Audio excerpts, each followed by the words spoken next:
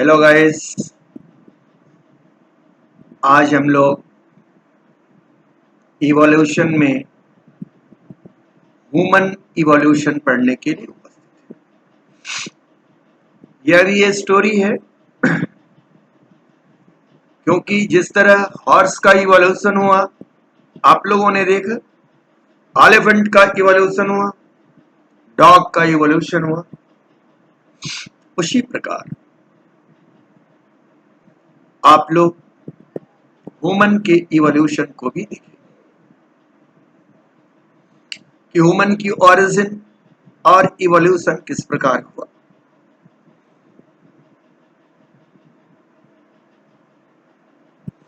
ये जो सबसे पुराना आपके पास फॉसल रिकॉर्ड है उससे हमने ये दो फॉसिल से रिकंस्ट्रक्ट किया गया है। Heard of Ramapithecus and Sivapithecus. Indian contest में ये दो तरह के ह्यूमन के एंसेस्टर सबसे अर्लीस्ट सामने आए थे। Talking of India's earliest inhabitants, one cannot miss mentioning the fossil of the chimpanzee-like tree-dwelling primates who roam in the Indian subcontinent 12.3 million years ago. Shivapithecus and Ramapithecus.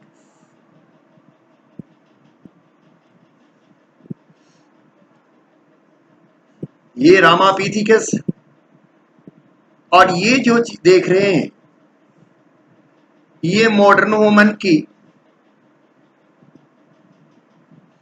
जो Homo sapien है उनकी ये cave painting है जो आपके यहाँ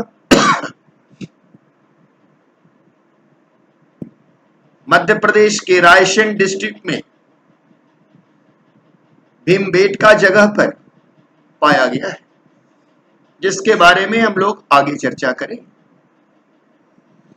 origin and evolution of man, यह text मैं आपके एनसीईआरटी से लिया हूं। आइए इसके बारे में हम लोग डिस्कस करते हैं कि ह्यूमन की इवोल्यूशन। कहता है अबाउट 15 मिलियन ईयर एगो primates called Dryopithecus and Ramapithecus were existing। अब नई नाम आ गई शिवापिथिकस और रामापिथिकस के अलावा Dryopithecus. They were hairy and walked like gorilla and chimpanzee।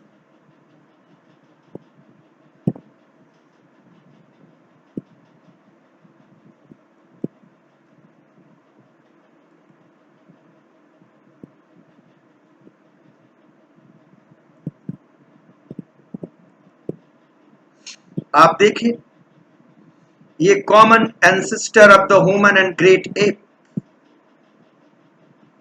उनसे दो ब्रांचिंग आ रही है, होमिनिनी और गोरिलिनी। ये गोरिलिनी होमिनिनी से अलग हुआ, दोनों के दो।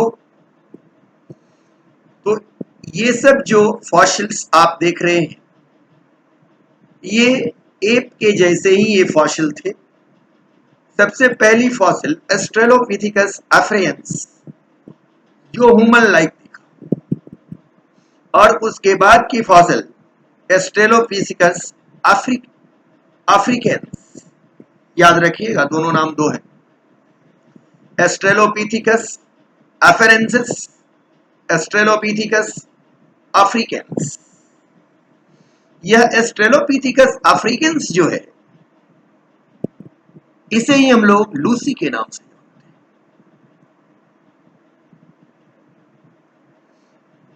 अब गोरिलिनी से अफ्रीकन ग्रेट एप, चिंपैंजी और गोरिल्ला आज भी है।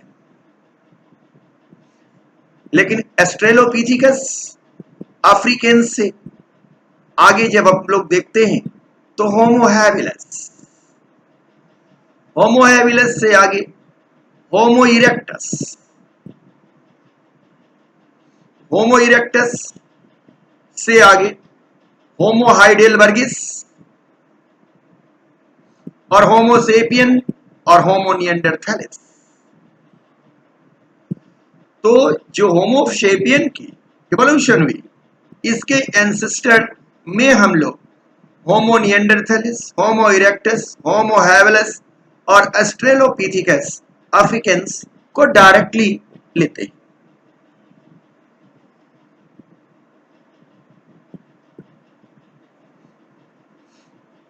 अब ये होमो इरेक्टस 1 मिलियन ईयर एगो, होमो habilis 2 million year ago, Homo Australopithecus africanus 3 million year ago. ये हमारी लाइन है जिस पर हम लोग आज बात करेंगे।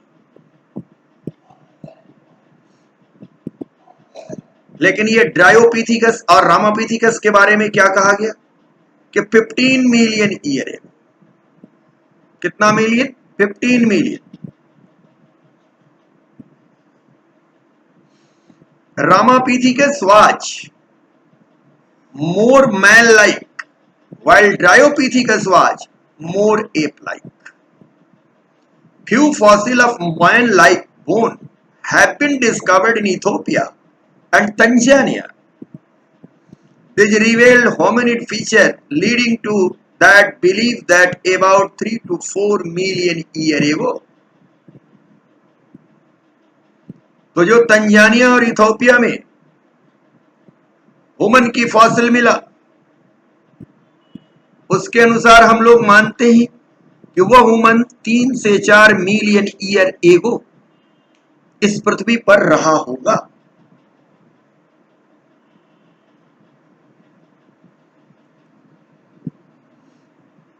थ्री टू 4 मिलियन ईयर एगो तो क्या रहा होगा?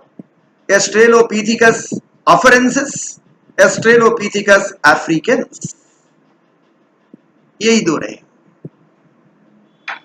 तो ह्यूमन की एंसेस्टर डायरेक्ट रूप से हम लोग यहां से जान रहे हैं, जबकि रामापिथेकस 15 ईयर एगो तो नहीं, रामापिथेकस से आगे बढ़ने पर एस्ट्रेलोपिथेकस और अफ्रीकन्स और एस्ट्रेलोपिथेकस अफ्रीकन्स, यानी Australopithecus was the direct ancestor of modern man या होमो सेपियन, ऐसा आप कर सकते।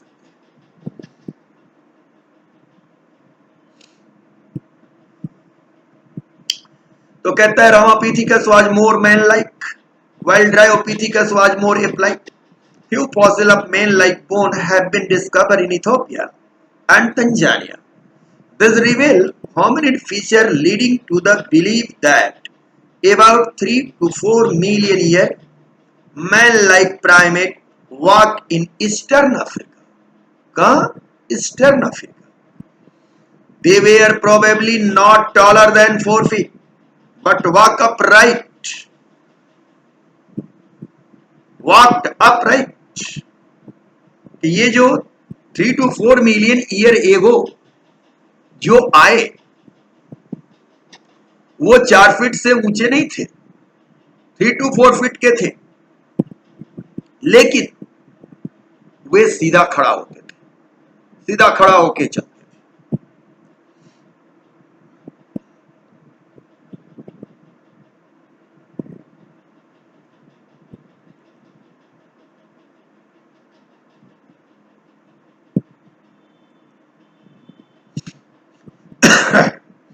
आप देखिए, सबसे पहले सीधा खड़ा होने वाला ये Lucy. Nearly all expert agree Lucy was just 3 foot tall chimpanzee. लेकिन यही मान का एंसेस्टर। इसके बाद हाइडेलबर्ग मैन की फॉसिल आया, निम्बारस्का मैन की फॉसिल आया, पिल्टडाउन मैन का फॉसिल मिला, पेकिंग मैन का फॉसिल मिला, ऐसा माना जाता है। लेकिन फर्स्ट वन इज लूसी, जिसे आप लोग एस्ट्रेलोपिथिकस अफ्रीकन्स, अफ्रीयंसिस नहीं, एस्ट्रेलोपिथिकस अफ्रीकन्स के नाम से जानते हैं।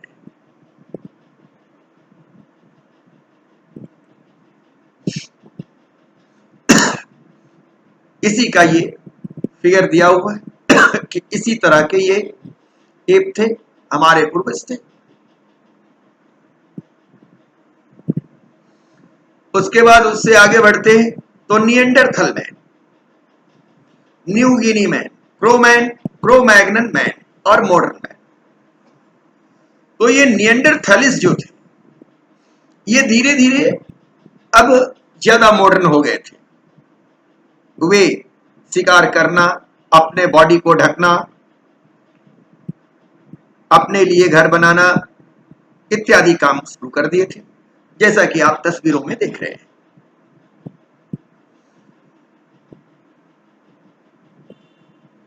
Australopithecus probably live in 2 million year ago, 3 to 4 million year एगो जो आया, लेकिन उसके बाद 2 मिलियन ईयर एगो जो एस्ट्रेलोपिथिकस आया वो probably live in east African grassland.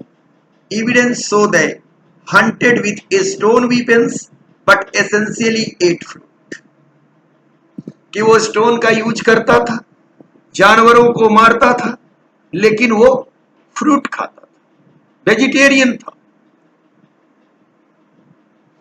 और ये क्या कहलाया?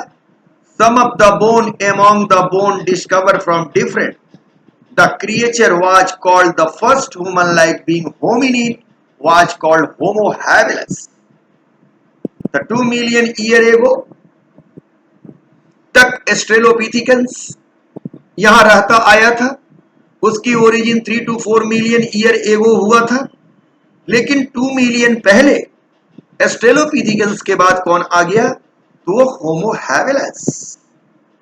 The brain capacity were between 650 to 800 CC, CC means cranium capacity,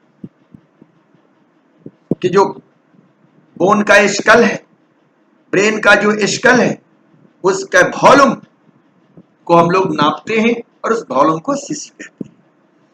तो होमो हैबिलिस की ब्रेन की कैपेसिटी कितनी हो गई थी? 650 to 800 CC. They probably did not eat meat, और यह भी मीट नहीं खाता। Fossil discover in Java in 1891 रिवेल the next stage homo erectus.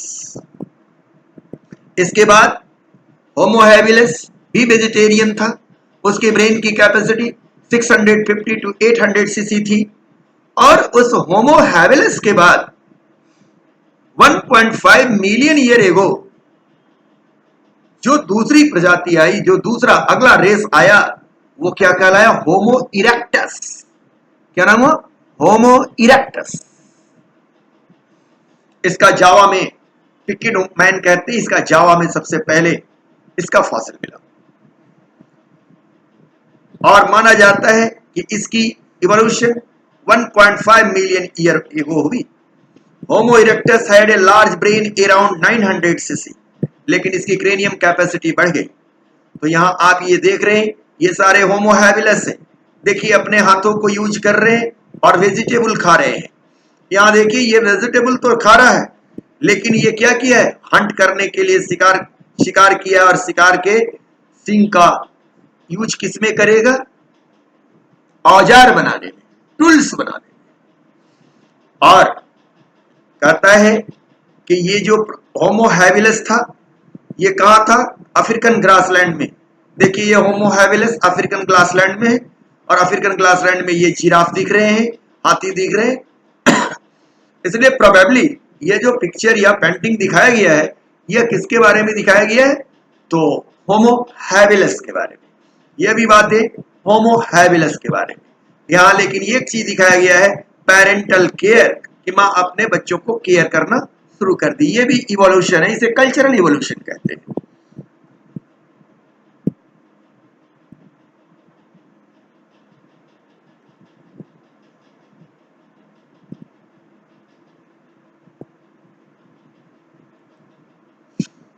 अब देखिए 14 to 15 million year ago survived from late Miocene to Pliocene. Ramapithecus से 5 million year ago Australopithecus africans से 2 million year ago Homo habilis से Homo erectus, clear, और Homo erectus से Homo sapien fossilis, और Homo sapien fossilis से Homo sapien sapien modern कितना दिन पहले 25,000 ईयर एगो। इनकी क्रेनियम कैपेसिटी कितना है 1300 to 1600 सीसी। होमो सेपियन फॉसिलिस कितना था 1650, हम लोगों से ज्यादा क्रेनियम कैपेसिटी था। Homo erectus 800 to 1100 CC. Homo habilis 735 CC. Australopithecus 350 to 450 CC. Ramapithecus इनकी क्रेनियम कैपेसिटी कोई विशेष नहीं थी। और ये ड्रायोपिथिकस अफ्रीकन्स क्या था, एप था। तो पूरी बातें आप एक बार देखें। Dryopithecus is the common ancestor of the human and app, but the Ramapithecus is the direct ancestor of the human, whereas the Ramapithecus, Australopithecus africans descended from Ramapithecus, and the Homo habilis descended from Australopithecus africans, and the Homo erectus descended from Homo habilis, and the now Homo sapien fossilis descended from Homo erectus, and the Homo sapien sapien directly descended from the Homo sapien fossilis। ये simple सी छोटी बात थी।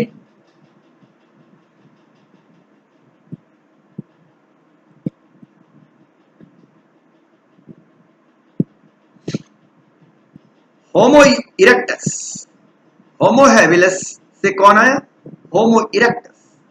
होमो erectus probably eat meat. Dryopithecus से Ramapithecus, फिर याद कर ले, Ramapithecus से एस्ट्रेलोपिथिकस अफ्रीकन्स, एस्ट्रेलोपिथिकस से होमो हैबिलिस, होमो हैबिलिस से Homo erectus. This Homo erectus ate meat. तो ये जितने भी थे होमो इरेक्टस से पहले, चाहे होमो हैबिलिस हो, एस्ट्रेलोपिथिकस हो, रामापिथिकस हो, ड्रायोपिथिकस हो, all are vegetarian, ate vegetable and fruits. Homo erectus, the Neanderthal man. अब होमो इरेक्टस से आगे कौन आ रहा है, Neanderthal. The Neanderthal man with the brain size of 1400 cc live near East and Central Asia, but 1 lakhs to 40,000 year back. They use hide to protect their body and bury their dead. अब निएंडरथलिस ने सबसे पहला काम क्या अपने शरीर को छिपाने के लिए बस यूज किया वस्त्रों का। देखिए यहां देख रहे हैं कि ये जो निएंडरथल है ये वस्त्र को पहना हुआ है। हो सकता है वो आज के तरह वूलन और कॉटन वस्त्र नहीं हो, पेड़ों के फाइबर हो, जानवरों के छाल हो। यहां भी आप देख रहे हैं जानवरों के छाल का यूज किया जा रहा है। तो निएंडरथल। अब आइए आपको मैं फिर एक बार इन बातों को और क्लियर करूं। ये देखिए कॉमन एंसेस्टर है और ये मिलियन ईयर एगो में दिखाया हुआ है। ये कॉमन एंसेस्ट्री से क्या होता है, रेडिएशन हुआ तो एक रेडिएशन से कौन पैदा हुआ, चिंपैंजी। दूसरे से क्या आया, आर्डोपिथिकस रामिडस, और इसी से फिर कौन आया, एस्ट्रेलोपिथिकस अमेंसिस। एस्ट्रेलोपिथिकस अमेंसिस से एस्ट्रेलोपिथिकस अफ्रेंसिस। एस्ट्रेलोपिथिकस अफ्रेंसिस से फिर दो पार्ट हुआ। एक तरफ कौन आया, पैरेंथ्रोपस रोबस्टस, पैरेंथ्रोपस बोनसाई, और दूसरी तरफ एस्ट्रेलोपिथिकस ग्राही और एस्ट्रेलोपिथिकस अफ्रीकन्स। यही मेरा कहना है कि एस्ट्रेलोपिथिकस अफ्रीकन्स जो है वह आपका सबसे पहला एंसेस्टर है, ये ध्यान दे। और ये एस्ट्रेलोपिथिकस से कौन आया? Homo habilis. होमो हैबिलिस से कौन आया? Homo erectus. और होमो इरेक्टस से कौन आया? होमो निएंडरथैलिस, होमो सेपियन। तो आपके टेक्स्ट में इन्हीं बातों को लिया गया है। एस्ट्रेलोपिथिकस, रामापिथिकस से कौन आया? एस्ट्रेलोपिथिकस अफ्रियंस। एस्ट्रेलोपिथिकस अफ्रियंस से कौन आया? Homo habilis. होमो हैबिलिस से कौन आया? Homo erectus. होमो इरेक्टस से कौन आया? होमो निएंडरथैलिस और होमो सेपियन। आपने बातें क्लियर समझी? यहां कहीं कोई बहुत बड़ी चीज नहीं है।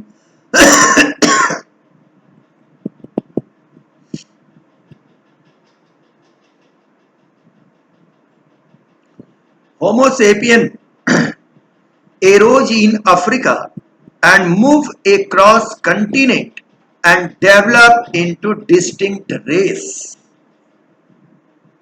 कौन कौन race? Africans, Caucasian, Pacific Islander, East Asian, native American. During ice age between 75,000 to 10 years ago, modern Homo sapien arose. आज का जो मॉडर्न होमोसेपियन है महज 10,000 साल पहले, कितना? 10,000 साल डेवलप हुआ। Pre historic cave art develop about 18,000 year ago. One such cave painting by prehistoric human can be seen as Bhimbetka rock shelter in Raisen district of Madhya Pradesh. शुरू में हमने कहा था यही भीमबेटका में रॉक शेल्टर माने गुफाओं कंदराओं में जहां ह्यूमन रहता था वहां पर उसने केव पेंटिंग किया और ये केव पेंटिंग है उनकी।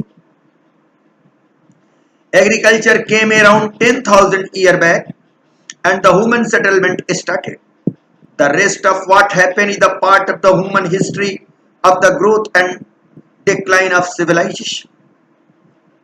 तो आपने जाना कि होमोसेपियन जो अफ्रीका में पैदा हुआ, इरोज हुआ, वो उसकी कितनी प्रजातियां हैं आज के डेट में? 5।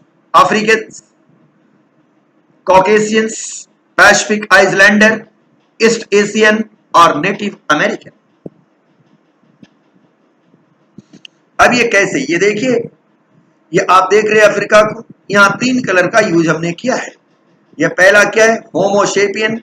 और ये कलर क्या है? होमो निएंडरथल मैन। और ये क्या है? होमो इरेक्टस। तो आप देखिए कि होमो इरेक्टस भी पहले कहां थे? अफ्रीका से चलकर ये सारी जगहों से चलते हुए वो यहां तक इंडिया तक पहुंच चुके थे, लेकिन बाकी पार्ट में ह्यूमन नहीं थे। तो ये सारे जो जगह हैं वहां होमो इरेक्टस रहा करते थे, लेकिन वर्ल्ड के दूसरे पार्ट में होमो निएंडरथैलिस, जहां होमो इरेक्टस नहीं वहां कौन थे? होमो निएंडरथैलिस। तो ये देखिए, ये जो जगह है यहाँ होमो निएंडरथैलिस रहा करते थे। लेकिन जब होमोसेपियन का विकास हुआ तो होमोसेपियन का भी विकास यहीं से हुआ, अफ्रीका से ही हुआ। और ये अफ्रीका से जो होमोसेपियन का विकास हुआ, ये रेडिएशन शुरू किए। देखिए ये पार्ट्स में फैलते चले जा रहे हैं। यहां से फैलने के बाद देखिए इस बिंदु से इधर भी गए। अब ये ईयर वाइज लिखा हुआ है कि 2 मिलियन ईयर एगो ये यहां थे, यहां से 1 मिलियन ईयर एगो यहां आ गए, 70,000 ईयर एगो यहां आ गए और यहां से भी आगे बढ़े। इधर देखिए ये यहां से भी आगे बढ़े, धीरे धीरे वर्ल्ड के पार्ट में चलते चले गए। सबसे लेट आप देखिए इस आइसलैंड पर कितना दिन पहले गए? 1500 ईयर। यहां देखिए अब ये फिर कंटिनेंटल ड्रिफ्ट इत्यादि या किस तरह गए, ये दूसरी की बातें हैं जो बाद में आप जानेंगे। लेकिन कैसे रेडिएशन हुआ इस बात पर हमने भी फोकस किया।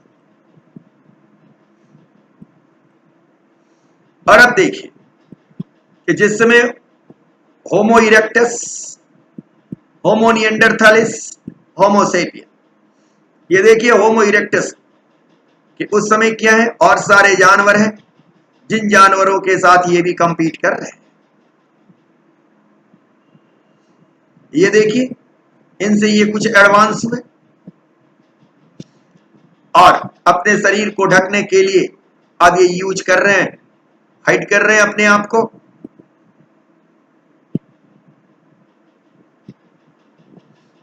फिर इनसे देखिए आगे ये डेवलप किए। फिर देखिए यहां ये अब धीरे धीरे के पेंटिंग की शुरुआत कर रहे हैं, आग का भी यूज कर रहे हैं, हट भी बना रहे हैं, और यहां देखिए कंप्लीट रूप से अपने शरीर को ढक रहे हैं और कॉलोनी के रूप में अब शटल कर रहे हैं। तो आप लोगों ने ये देखा कि किस प्रकार ह्यूमन की रेडिएशन हुआ और कैसे वो पूरे विश्व में फैल गए।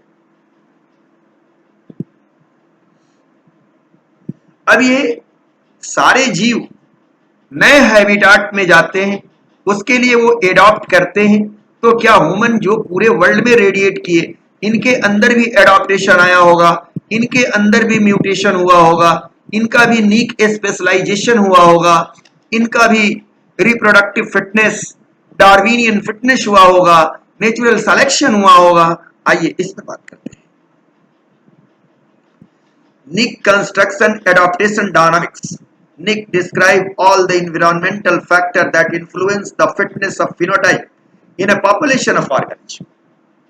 The Nick may be measured in the many dimensions, including habitat, topography, genealogy, climate, Nick or food wave relationship, either demographic and population density dimension, and even built in a social environment. तो आप देखें human ने निक का विकास किया, इसमें including क्या था, climate. तो जहां के क्लाइमेट इसके लिए सुटेबल थे वहां जल्दी फैले, धीरे धीरे फिर इसके बाद इनकी पॉपुलेशन डायनामिक्स बढ़ती गई और इस तरह विश्व के प्रत्येक पार्ट्स में ये धीरे धीरे एडॉप्ट करते गए और बढ़ते गए, इसीलिए इनकी रेस बदलती गई। As natural selection alter the population over the generation and the population impact alter it Nick. तो निक का प्रभाव इनके पॉपुलेशन पर पड़ेगा और इनकी पॉपुलेशन क्या होगा, अल्टर होते जाएगा। इनके साथ भी क्या होगा, बोटलनेक इफेक्ट होगा, इनके साथ भी क्या होगा, फाउंडर इफेक्ट होगा, और इस प्रकार इनकी स्पेसिएशन होती चली जाएगी और आगे की ओर बढ़ते चले जाएंगे। अब देखिए ये भी केप पेंटिंग है, पीछे वाले केप पेंटिंग से ज्यादा स्पष्ट है। और यहां देखिए कि अब ह्यूमन जो है सो निक स्पेशलाइजेशन के तहत अब क्या है, यहाँ वो अपना फैमिली बना लिया है। यहाँ देखिए आग जला करके भोजन पका रहा है, ये परिवार का मेल है, ये मदर है, ये बच्चा खा रहा है, मदर खिला रही है, और बच्चे के साथ मदर भी छोटा बड़ा, मदर के साथ बच्चे भी छोटे बड़े काम कर रहे हैं ये केव के अंदर। तो इस तरह से एस्टैब्लिशमेंट है। अब एक दूसरी बात है, कल्चरल इवोल्यूशन क्या होता है। आइए थोड़ी सी बात में कल्चरल इवोल्यूशन पर करता हूं। Cultural evolution. Cultural trait can be transmitted to a person by many unrelated. इसके लिए कोई जेनेटिक्स की जरूरत नहीं है। ट्रांसमिशन कैन बी विदिन और between the generation and can be widely separated in time and space. अब कल्चरल इवोल्यूशन में है कि मदर जो शिक्षा बेटे को देती है वो बेटी को नहीं देती, बेटी को घर के कामों को सिखाती है, बेटा को बाहर के कामों को सिखाती है। occur at the fast pace may involve intermediate learning and does not require inheritance. इसके लिए inheritance की जरूरत नहीं है। Cultural trait can be transmitted within a lifetime via teaching or imitation. People can choose to accept or reject some cultural trait. अब अपने ऊपर है कि हम लोग कल्चरल ट्रेट को एक्सेप्ट करते हैं, रिजेक्ट करते हैं। हमारे मतलब एंसेस्टर, हमारे पूर्वज धोती कुर्ता पहनते थे, हमने रिजेक्ट किया है, हम पैंट शर्ट पहन रहे हैं, दूसरे के कल्चर को एक्सेप्ट किए। इस तरह से कल्चरल डिविएशन आते रहते हैं। Data transmitted can assume from the written or spoken language. Okay, तो ये एक छोटी सी स्टोरी थी ह्यूमन इवोल्यूशन की कि ह्यूमन इवोल्यूशन क्या है और किस प्रकार है। यह ह्यूमन इवोल्यूशन की बातें आपने समझी और सबसे बड़ी बात ये समझा कि ये किस तरह इनके रेश आगे बढ़ा। एक्चुअली आपके टेक्स्ट में बहुत लिमिटेड फोकस किया गया है, इसलिए यह बोझिल नहीं हो, इसलिए हमने भी लिमिटेड फोकस किया है, क्योंकि आपको क्वेश्चन बनाना है। आप देख रहे हैं कि 720 में लोग 720 लेके आ रहे हैं, तो ज्ञान हो आपको, लेकिन छिछला ज्ञान नहीं हो, स्टीपन गहरा ज्ञान हो। सब्जेक्ट को पढ़ें, एनसीईआरटी को पढ़ें, बारंबार पढ़ें और उन बातों को कंपेयर करें और इस मेरे लेक्चर से उनको बार बार कंपेयर करें, अपने सवालों को देखें।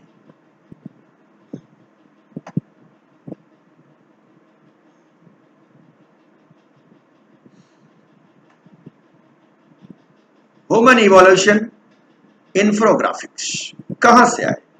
पूरी सारांश, single cell, unicellular, chordata, lobefin fish, amphibia, reptilia, reptilia से मैमल आया कौन? ट्री फॉर्म मैमल्स, फ्यूलाइक और भी आए और उससे क्या आया? रोबस्टस, और उससे होमो इरेक्टस, होमो सेपियन। ये आपने देखा कि हम मैमल हैं, इसलिए रेप्टाइल से आए, रेप्टाइल एम्फीबिया से आया, एम्फीबिया फिश से आया, फिश कॉर्डाटा, वो यूनिसेलुलर से मल्टी सेलुलर हुआ। ये हमारी हिस्ट्री थी, स्टोरी थी। और आज के डेट में जहां से हम लोग आए, हमारे जो डायरेक्ट एंसेस्टर जहां से फैमिली शुरू किए, ये था। यहां से ह्यूमन सेटलमेंट शुरू हो गई और इसके बाद की जो स्टडी है ह्यूमन की, वो कहलाई क्या? हिस्ट्री। क्या कहलाई? हिस्ट्री, इतिहास। आपने पढ़ा होगा स्टोन एज, आयरन एज, इस तरह करके सभ्यताओं का विकास होने लगा। तो मुख्य रूप से आपने ह्यूमन इवोल्यूशन पर मैंने एक छोटा सा फोकस किया, आपने इसको सुना, बहुत बहुत धन्यवाद, थैंक्स ए लॉट।